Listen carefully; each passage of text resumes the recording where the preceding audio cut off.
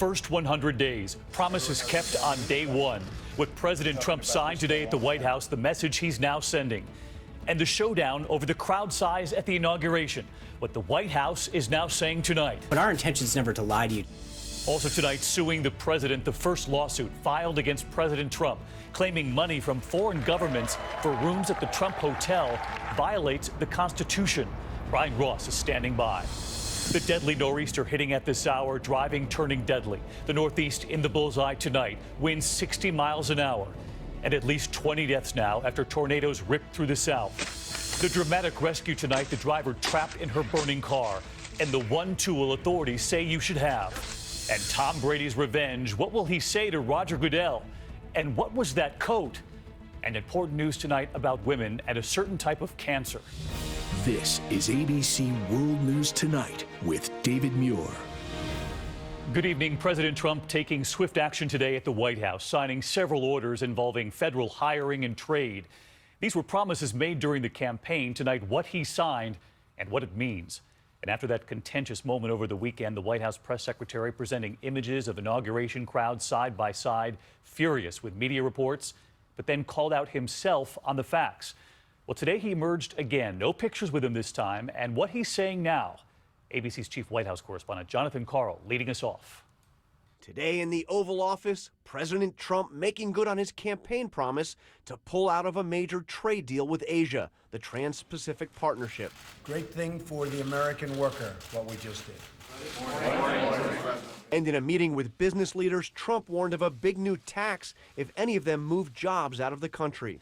So a company that wants to fire all of its people in the United States and build some factory someplace else, and then thinks that that product is going to just flow across the border into the United States, that's not going to happen.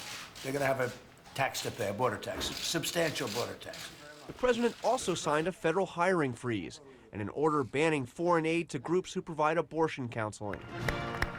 A flurry of activity after a rocky weekend Trump and his team spent defending the size of his inauguration crowd. It looked, honestly, it looked like 1.5 million people, whatever it was, it was. On Saturday, Trump's press secretary used his first appearance in front of the press to lambast reporters for comparing the size of Trump's crowd to the larger crowd at President Obama's first swearing in.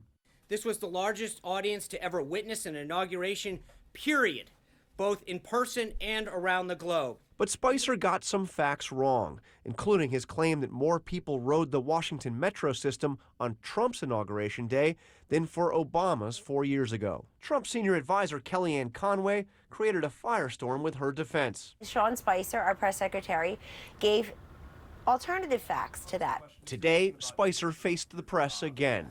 Is it your intention to always tell the truth from that podium, and will you pledge never to knowingly say something that is not factual? It is.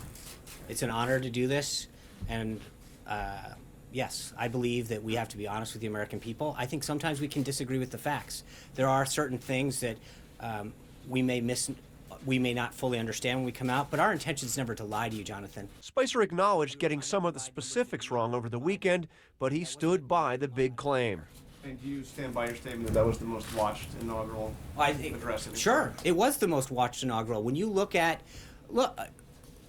just the one network alone got 16.9 million people online. Another couple of the networks, there were tens of million people that watched that online. Never mind the audience that was here, 31 million people watched it on television. Combine that with the tens of millions of people that watched it online on a device. It's unquestionable. Spicer was also asked whether the president ordered him into this battle.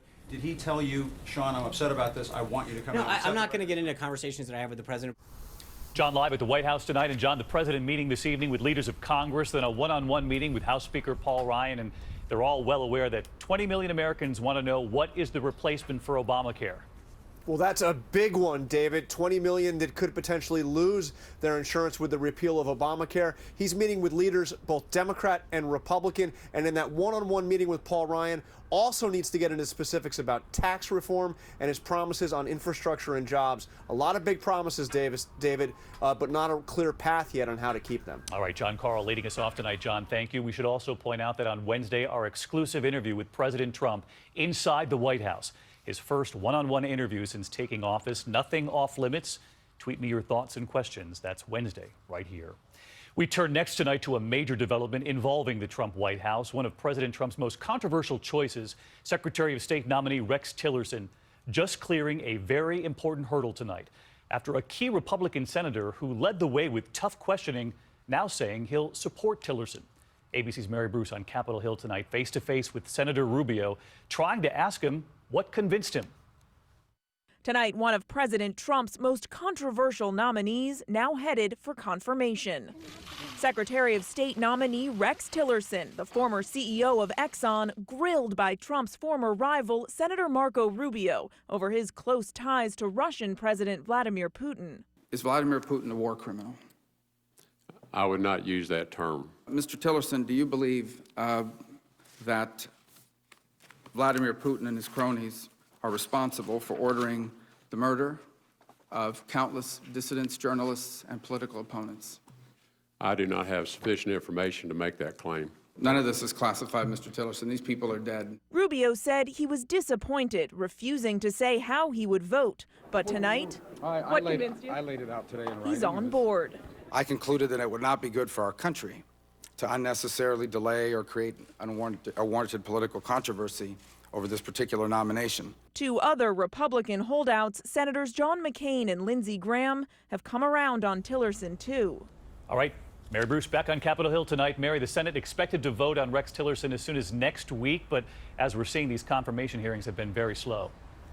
4 days into the Trump administration, and just 2 cabinet nominees have been confirmed. The Senate is voting on a third tonight, Congressman Mike Pompeo for CIA director. But David, Obama had 13 by the end of his first week, and at this rate, Trump is likely to fall short of that. David. Mary Bruce live on the Hill for us. Mary, thank you. And as President Trump gets down to business, he's also facing a new lawsuit tonight, claiming the family business profiting from foreign money violates the Constitution. Do they have a case? And could the suit lead to the president's tax returns? Well, what the president had to say about the case today, here's ABC's chief investigative correspondent, Brian Ross.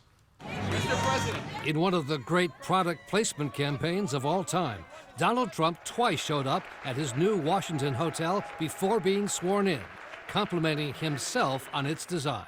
A total genius must have built this.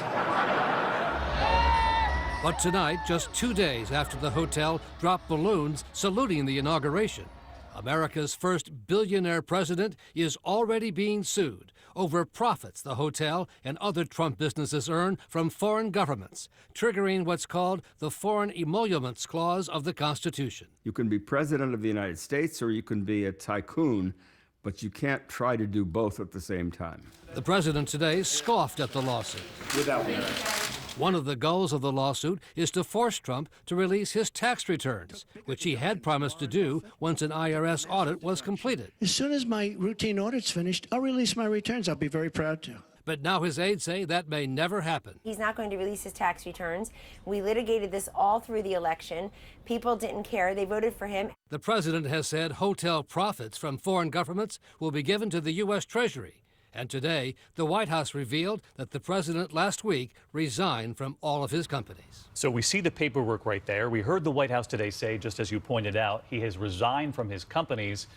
But the people behind the lawsuit say that's simply not enough. Yes, David, he's turned over the management of the hotel and his entire empire to his sons, but he's still the owner of it all. And the people bringing the lawsuit say unless he sells off everything, he's still in violation of the Constitution when it comes to money from foreign governments. Brian Ross, thank you. More than 1 million Americans, women, men, children among them, sending a message to President Trump on the day after his inauguration, women leading marches across this country and really around the world. The size of the crowd surprising even organizers. But this question tonight, can they sustain the momentum, turning those marches into a movement? Here's ABC's Cecilia Vega tonight. The message to those protesters tonight from the new press secretary, Donald Trump is fighting for them. Welcome to your first day. We will not go away. But the president himself sending mixed messages on Twitter, first saying he was under the impression that we just had an election. Why didn't these people vote? Then hours later, peaceful protests are a hallmark of our democracy. Those protesters out in force, exceeding the predictions. Donald Trump has got to go. From Boston to St. Louis to Denver to Phoenix. Lynn Del Pimo marching alongside her daughter and granddaughters. I want them to understand that democracy requires your effort. All around the world, from Frankfurt to Paris to London. Having Trump is kind of significant in that it's galvanized hundreds of thousands of people like this.